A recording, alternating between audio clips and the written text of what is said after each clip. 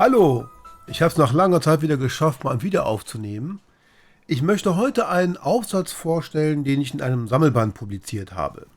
Der Titel des Sammelbands lautet Ungleichheitskonflikt in Europa jenseits von Klasse und Nation. In einem Sammelband werden normalerweise unter einem Oberthema Beiträgerinnen und Beiträger zusammengesucht, die zu einem bestimmten Thema etwas beitragen können. In diesem Fall sind Wissenschaftlerinnen und Wissenschaftler beteiligt aus verschiedenen Disziplinen, Juristin, Soziologe, Politologe und eben auch Historiker, so wie mich, die sich aus verschiedenen Perspektiven mit Ungleichheitskonflikten innerhalb von Europa beschäftigen. Die meisten zum 20. Jahrhundert, aber mein Beitrag beschäftigt sich mit Ende des 19. Jahrhunderts, nämlich mit der Epoche wirklich vor dem Ersten Weltkrieg. Es ist kein sehr langer Beitrag, 15 Seiten, aber ich entwickle dort einen Gedanken, den ich jetzt auch, der Beitrag ist ein paar Jahre alt, immer noch für valide halte und den man gut verteidigen kann. Mein zentrales Argument ist, dass es bereits eine europäische koordinierte Sozialpolitik vor dem Ersten Weltkrieg gab. Das passt auch durchaus ins Bild. Vor dem Ersten Weltkrieg war Europa bereits sehr stark verflochten.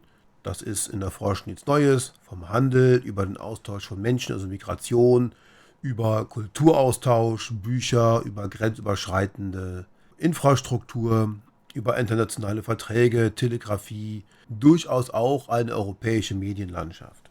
Und ein Effekt dieser Verflechtung war, so nenne ich es jedenfalls, ein sozialpolitisches Dilemma, in dem sich die europäischen Nationalstaaten häufig befanden. Wir befinden uns in einer Phase hohen wirtschaftlichen Wachstums und die Industrie spielt da eine ganz entscheidende Rolle. Und hohe Industrieproduktion heißt eigentlich auch gewisserweise eine Arbeiterschaft, die eigentlich geschützt werden sollte vor den Problemen, die Industrieproduktion mit sich bringen kann.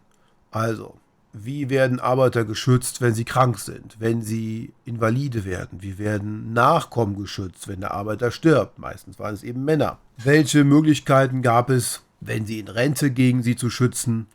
Und heraus kam eigentlich durchaus das Bewusstsein dafür, man braucht eine Sozialpolitik, aber Sozialpolitik oder generell Arbeiterschutzmaßnahmen sind teuer.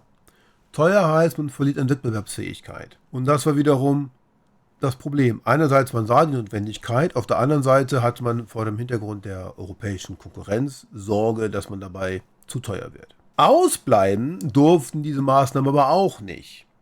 Denn man hatte durchaus immer die Sorge, dass in Anführungsstrichen vaterlandslose Gesellen wie Arbeiter auf die Idee kommen könnten, zu streiken, zu demonstrieren, vielleicht sogar eine Revolution anzuzetteln.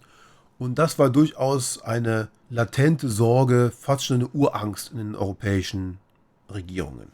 Am Ende kam es 1913 dann doch europaweit zu durchaus zahlreichen sozialpolitischen Maßnahmen, die man in allen Ländern wiederfindet. Mein Argument ist, dass es passierte, weil diese Staaten einerseits durchaus dieses Dilemma sahen, jedenfalls empfanden, und gleichzeitig immer genau gucken, was machen die Nachbarländer. Was haben die für Maßnahmen? Wenn ein Staat eine bestimmte Altersabsicherung hat, konnte man selber nicht sehr viel teurer werden, sonst riskierte man Wettbewerbsfähigkeit. Umgekehrt, ausbleiben durften die Maßnahmen auch nicht, denn dann bestand wieder die Gefahr, dass die Arbeiterbewegungen sagen, warum haben die das und warum haben wir das nicht. Dazu kam durchaus eine Art praktische Notwendigkeit. Wenn es zur Migration kam, musste man immer auch klären, wie geht man mit Ansprüchen um. Wenn mehrere hunderttausend Italiener in Frankreich oder in Deutschland arbeiteten, wenn Belgier nach Frankreich kommen. Es gab sehr viel Binnenmigration gerade in dieser Arbeiterschicht und auch das machte internationale Abkommen notwendig.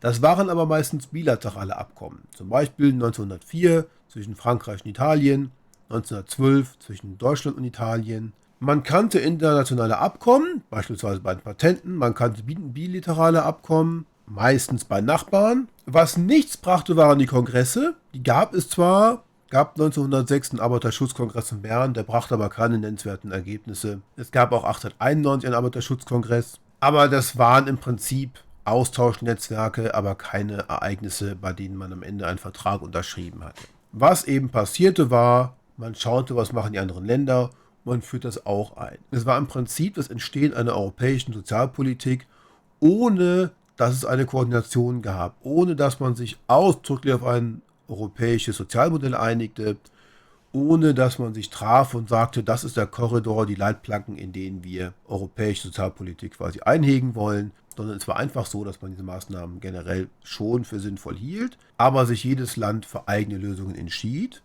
aber eben auch gleichzeitig guckte ungefähr, was haben die anderen Staaten. Insofern man durchaus so ein Mosaik von europäischen Sozialmodellen hatte, dass man zu einer europäischen Sozialpolitik zusammenführen kann, ohne dass man sagen kann, es gab das eine europäische Sozialmodell.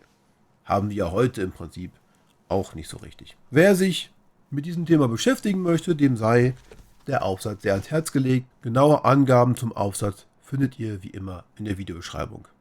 Vielen Dank und bis zum nächsten Mal.